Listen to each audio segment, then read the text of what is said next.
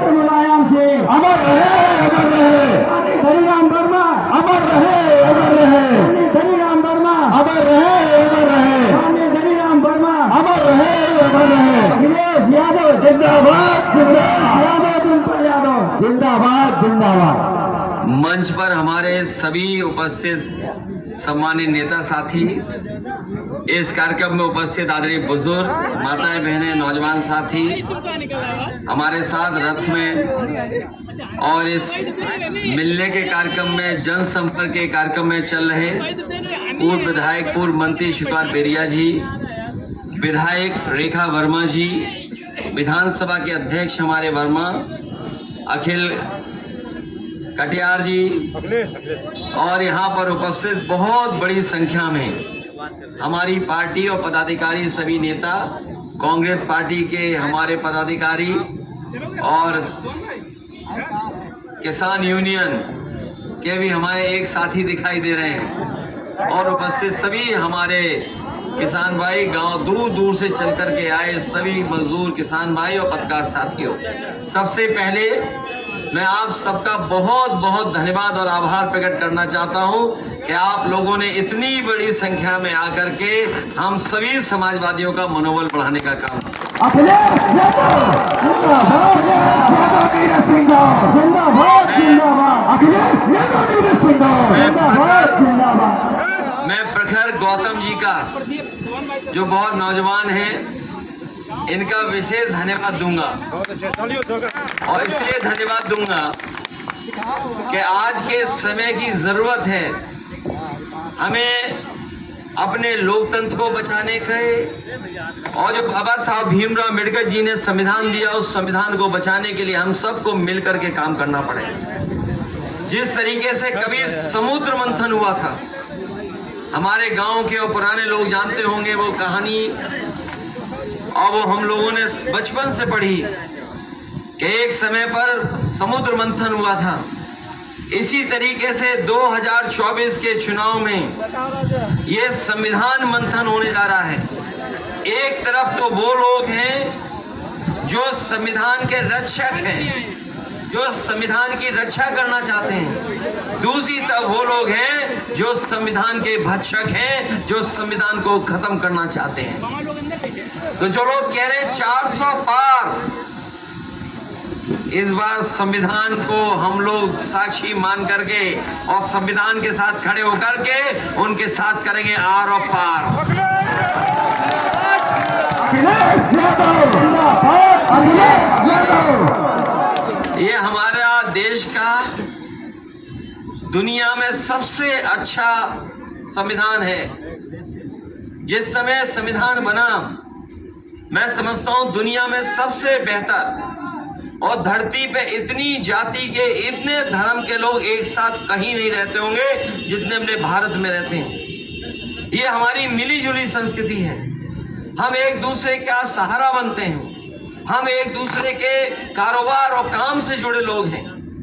हमारी ये संस्कृति गंगा जमुनी संस्कृति है। इसको खत्म करने का काम भारतीय जनता पार्टी कर रही है, और लगातार भारतीय जनता पार्टी के जो फैसले आपने देखे होंगे, और अगर 10 साल पुराना हम हिसाब किताब लगाएं और पीछे मुड़ करके देखें, तो भारतीय जनता पार्टी की हर बात झूठी निकली, उनका हर वादा झूठा निकला। उन्होंने कहा कि हमारे किसानों की आय 2 गुनी हो जाएगी। बताओ, किसान भाई यहाँ सब मौजूद है, किसान भाई के परिवार के लोग हैं। लागत के हिसाब से बताओ और आज की महंगाई में बताओ कि कितने किसान भाइयों की जो फसल है, जो पैदावार है, उसकी आय 2 गुनी हो गई। किसी की आय 2 गुनी हो गई, किसी की आय 2 गुनी नहीं हुई। और जिस तरीके से महंगाई बढ़ी है, इन्होंने हमारी खुशहाली रोकी है, तरक्की रोकी, आगे बढ़ने से हम लोग को रोका। हमारी हर जरूरत की चीज महंगी कर दी। याद कीजिए वो समय जब किसान अपने हक के लिए दिल्ली जाना चाहता था, इन्होंने दिल्ली नहीं जाने दिया किसानों को। जो आंदोलन में बैठे थे वो दिल्ली नहीं पहुंच सकते थे। बड़ी बड़ी आरसीसी की दीवारें लगवा दी, सड़कों पे कील लगवा दी। अगर कोई किसान अपने ट्रैक्टर में डीजल भराना चाहता था तो उसे डीजल नहीं मिलता था। पुलिस लगा दी, 1000 के लगभग किसान शहीद हुआ, तब जाकर के सरकार ने 3 काले कानून वापस ले लिए। ये 3 काले कानून वापस जरूर लिए हैं, लेकिन जो सुविधा और जो मदद किसानों को मिलनी चाहिए वो सरकार नहीं दे रही है। आज भी अगर आपने गेहूं तैयार कर लिया, जहां आपने फसल तैयार कर ली, अपना लागत का हिसाब किताब लगा के बताओ, आपने बाजार में अगर गेहूं बेचा होगा, सरकार ने तो नहीं खरीदा किसी का गेहूं, लेकिन बाजार में आड़तियों के माध्यम से जो गया, क्या आपको कीमत मिल गई क्या? और जो बड़े बड़े लोग हैं, जो बड़े बड़े उद्योगपति हैं, यहीं से हमारे किसानों का पूरा गेहूं ले लेंगे और बाद में आपको वही गेहूं बड़े बड़े शहरों में आटा बन करके पैक होकर के बिकेगा। जो मुनाफा हमारे किसानों को मिलना चाहिए, वो मुनाफा ये बड़ी बड़ी कंपनियों को, बड़े बड़े उद्योगपतियों को पहुंचा रहे हैं। इसलिए आपने देखा होगा कि हमारे बाबा रामदेव भी अपना योग छोड़ करके आटा बेचने लगे। बताओ, बेचा आटा नहीं बेच रहे? मैगी की तरह मैगी कुछ नहीं बनाई कि नहीं बनाई? उन्होंने टेढ़े मेढ़े बिस्किट बनाए कि नहीं बनाए? तो इसलिए बात ये मैं कहना चाहता हूं कि ये सरकार आपको नहीं मुनाफा दे रही है, ये सरकार कुछ लोगों को मुनाफा देना चाहती है, क्योंकि इधर बाजार में जो आटे का कीमत है वो बढ़ गई है। जो बड़े बड़े शहर में लोग हैं वो आटा खरीदने लगे हैं। इसलिए हम आपसे कहना चाहते हैं कि हम समाजवादी पार्टी ने और इंडिया गठबंधन ने तय किया है कि दिल्ली में जब सरकार बनेगी तो कानूनी अधिकार एमएसपी का किसानों को देने का काम करेंगे और साथ ही साथ मंडी बनाने का काम करेंगे। ये नौजवान जानते होंगे कि इनकी नौकरी सब छीन ली सरकार ने, आरक्षण छीन लिया इनका, पेपर लीक करा दिए। बताओ, सब पेपर लीक हुए कि नहीं हुए? पुलिस की भर्ती का पेपर लीक हुआ कि नहीं हुआ? और पूरे प्रदेश के नौजवान और नौजवान के परिवार जिनकी परीक्षा खत्म हो गई, नहीं दे पाए, वो सब नाराज हैं कि नहीं है? हमने उस दिन हिसाब किताब लगाया कि 60 लाख ऐसे बच्चे हैं जो परीक्षा नहीं दे पाए, जिनका पेपर लीक हुआ, और 2 लोग और जोड़ दें उसमें उनके माँ बाप, तो 3 गुना 60 लाख हो गया 1 करोड़ 80 लाख। और यही 1 करोड़ 80 लाख को भाग दे दिया 80 लोकसभाओं में, तो बताओ 2,25,000 इनके खिलाफ खड़े हैं कि नहीं खड़े हैं? बीजेपी वाले बताएं कि 2,25,000 वोट का हर लोकसभा में कहां से भरपाई करेंगे? अगर उन पे कोई रास्ता हो तो बता दें। और महंगाई बढ़ा करके इन्होंने सब पैसा लूट लिया गरीब जनता से। अभी इलेक्ट्रोल बॉन्ड आए थे, इलेक्टोरल बॉन्ड, ये बड़े बड़े चैनलों को सांप सूंघ गया, ये नहीं खबर चला रहे। बताओ, इलेक्टोरल बॉन्ड में हजारों करोड़ बीजेपी ने लिया, चंदा के नहीं वसूला? वो चंदा नहीं था, वो वसूला था पैसा। ईडी सीबीआई इनकम टैक्स लगा करके वसूल लिया। इन्होंने सबसे ज्यादा चंदा वसूला, और उसी का परिणाम है कि आज आपको महंगी चीजें मिल रही हैं। जो लोग इन्हें 1000 करोड़ का चंदा दे देंगे, तो बताओ वो कंपनियां मुनाफा कमाएंगी कि नहीं कमाएंगी? जो कंपनियों ने इन्हें चंदा दिया है 400 करोड़, 500 करोड़, 1000 करोड़, और हद तो तब हो गई जिस कंपनी ने वैक्सीन बनाई थी और हमें आपको बीजेपी वालों ने कहा वैक्सीन लगा लो, उससे भी चंदा ले लिया कि नहीं ले लिया? बताओ, हमने तो नहीं लगवाई वैक्सीन, लेकिन जिनने लगवाया, जिस कंपनी की लगवाई, उस कंपनी से भी चंदा ले लिया बीजेपी के लोगों ने। ये पता है बात कि नहीं पता है? ये जब से इलेक्टोरल बॉन्ड की जानकारी मिल गई है, इलेक्टोरल बॉन्ड के बारे में जनता जान गई, उसी समय से भारतीय जनता पार्टी का बैंड बज गया, कोई उन्हें पूछने वाला नहीं है। बैंड बज गया कि नहीं बज गया? पैसा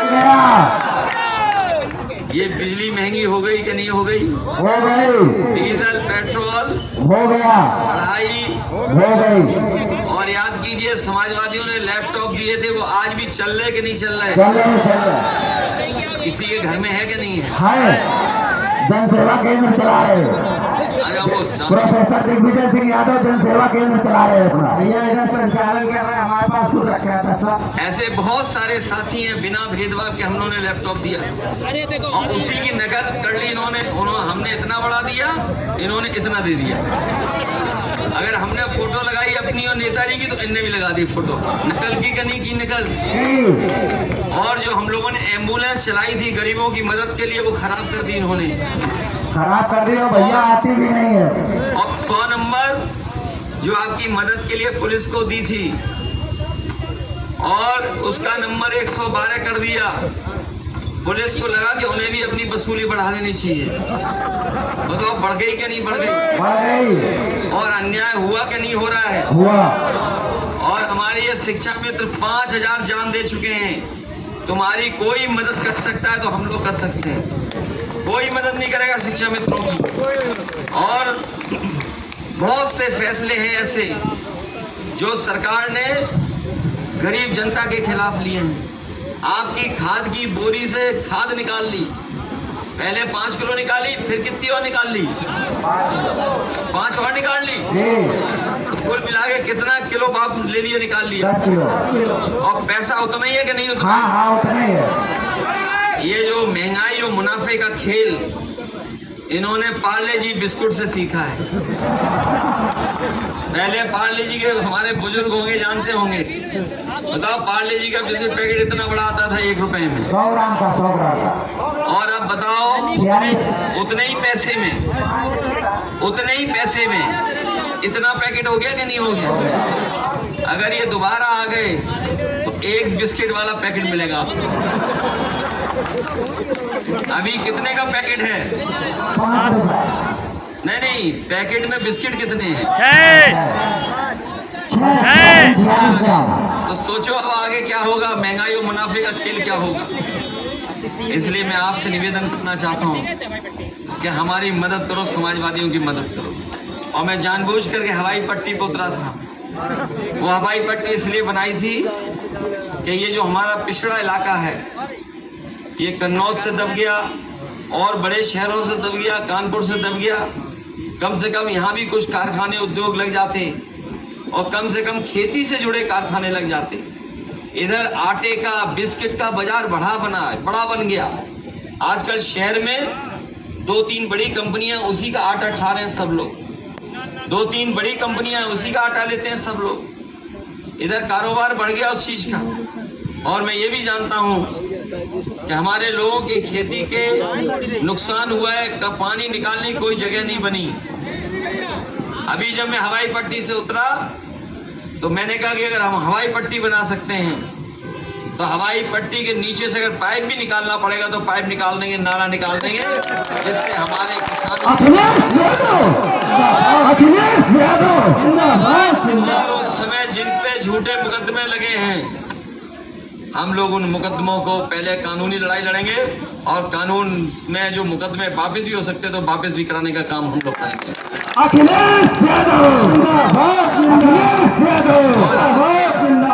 आपसे हम कहना चाहते हैं ये जाति जनगणना का सवाल बड़ा है, इसकी लड़ाई धीरे धीरे सब लड़ने लगे हैं।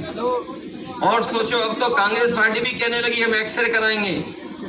कांग्रेस पार्टी थोड़ा लेट चल रही है, अब तो एमआरआई की नई मशीन आ गई है। एक्सरे में तो कुछ चीजें पता लगती थी, एमआरआई से सब पता लग जा रहा है। इसलिए समाज में जाति जनगणना करा करके हर जाति को आबादी के हिसाब से हक और सम्मान दिलाने का काम करेंगे। ये बीजेपी के लोग कहते थे कि सब यादव ले लिए, याद है कि नहीं याद है? अगर वो लोधी समाज में जाएंगे वोट मांगने तो कहते थे कि तुम्हारे अधिकार सब छीन लिए यादव भाई लोगों ने। बाहर लोगों के सामने बीच में जाएंगे तो बोले सब छीन गया आपका। वहां दूसरे समाज में जाएंगे वहां कहेंगे सब छीन लिया। एक दिन हमने विधानसभा में पूछा कि मुख्यमंत्री जी ये बताओ कि आपने बहुत प्रचार किया था कि इतने भर्ती हो गए यादव, इतने भर्ती हो गए। तो मुख्यमंत्री जोश में आ गए, बोले हाँ हम पे सूची है जिसमें 46 में 56 हुए थे। 46 में 56 विधानसभा में कहा उन्होंने, याद है आपको कि नहीं याद है? और जब भी विधानसभा चलती है हम उनसे पूछते हैं कि बताओ वो सूची कहाँ है, आज तक सूची नहीं दे पाए हैं। इसलिए जानबूझ करके वो हमें और आपको लड़ाने का काम कर रहे हैं। असली लड़ाई है। मैं इस प्रखर बेटे को बधाई देता हूं, इनके परिवार के लोगों का बधाई देता हूं। ये संविधान की किताब और संविधान की लड़ाई लड़ने की लड़ाई को लेकर के ये बिल्कुल बाबा साहब भीमराव अम्बेडकर जी से तैयार होकर के आया। मैं इसको बधाई देता हूं और मैं आपसे अपील करता हूं कि इस संविधान को बचाने का काम करना, क्योंकि ये संविधान है तो हमारी रक्षा होगी, आपकी रक्षा होगी। संविधान है तो हमें आपको न्याय मिलेगा, संविधान है तो हमें आपको अधिकार मिलेगा। ये बाबा साहब भीमराव अम्बेडकर जी का संविधान हमें और आपके लिए संजीवनी है। इस संविधान को खत्म करना चाहते हैं बीजेपी के लोग, संविधान को बदलना चाहते हैं और ये कहते हैं कि हम संविधान नहीं बदलेंगे। तो बताओ हमारे नौजवानों, क्या अग्निवीर पता था आपको कि अग्निवीर जैसी व्यवस्था लागू हो जाएगी? यहाँ जो परिवार होंगे जिनके परिवार के लोग कभी फौज में भर्ती होंगे, फौज में जब भर्ती हुए तो उनको जीवन भर की नौकरी मिली और जब रिटायर हुए होंगे तो पेंशन मिलेगी और भी सुविधाएं मिलती उन्हें। क्या ये अग्निवीर में वो सुविधाएं हैं क्या? इसलिए हम आपको नौजवानों को भरोसा दिला के जा रहे हैं और फौजी भाइयों को भी कि इंडिया गठबंधन बनेगा। ये जो आधी अधूरी नौकरी है अग्निवीर की, इसको समाप्त कर करके पहले जैसी नौकरी करने का काम करें। बताओ अग्निवीर का नहीं पता लगा कब फैसला ले लिया? नोटबंदी का किसी को पता था फैसला ले लेंगे? नोटबंदी का किसी को पता था फैसला ले लेंगे? नोटबंदी करके बताओ पूरे का पूरा अर्थव्यवस्था बर्बाद कर दी इन्होंने। और हमारा देखो ऐसा है रिश्ता खजांची से ऐसा कि आज भी जन्मदिन खजांची का हम ही मनाते हैं।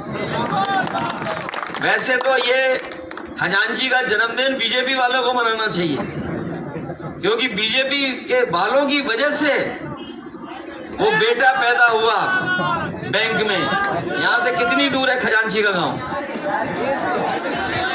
बताओ खजांची 40 किलोमीटर। खजांची का नाम बड़ा कर दिया हमने कि नहीं कर दिया? और आज भी हम लोग जन्मदिन मनाते हैं। उसको पढ़ाई के लिए भी इंतजाम कर दिया। जिम्मेदारी थी बीजेपी की और बताओ हम लोग कर रहे, जिम्मेदारी निभा रहे हैं। इसलिए भारतीय जनता पार्टी से सावधान रहना, सावधान रह के मतदान करना, क्योंकि सावधान रहोगे, मतदान करोगे तो आपके अपने अधिकार बचेगा, संविधान बचेगा। अगर आपने सावधानी नहीं की और इस चुनाव में आपने मतदान को लेकर के कोई थोड़ा बहुत भी इधर उधर हो गया तो हो सकता है चुनाव ना हो, वोट ना पड़े। ये हो सकता है वोट डालने का अधिकार भी छीन लें। लोग सोचते हो कैसे छीन जाएगा? बताओ ब्लॉक प्रमुखी का और एमएलसी के चुनाव में कोई अधिकार मिला था आपको वोट डालने का? क्या छीन लिया कि नहीं छीन लिया? तो ये अधिकार आपके छीन जाएंगे। ये जो संविधान बदलने की साजिश कर रहे हैं उससे आरक्षण खत्म हो जाएगा, सरकारी नौकरी खत्म हो जाएंगी। अभी तो अग्निवीर की है 4 साल की। ये जो खाकी वाले घूमते हैं कभी कभी गुस्सा दिखाते हैं। मैंने कहना चाहता हूं बीजेपी की सरकार आ गई तो खाकी जो दिल्ली वालों की तो 4 साल हुई है, तुम्हारी तो 3 साल की नौकरी हो जाएगी। फिर आना हम लोग इसे घूमना खेतों में। क्या भरोसा है इन बीजेपी वालों का? इसलिए मदद करो और इनके खिलाफ मतदान कर करके हमारी मदद करना। ये क्षेत्र तो हमारा है, हमें यहाँ आपकी सेवा के लिए लड़ने का मौका मिला है।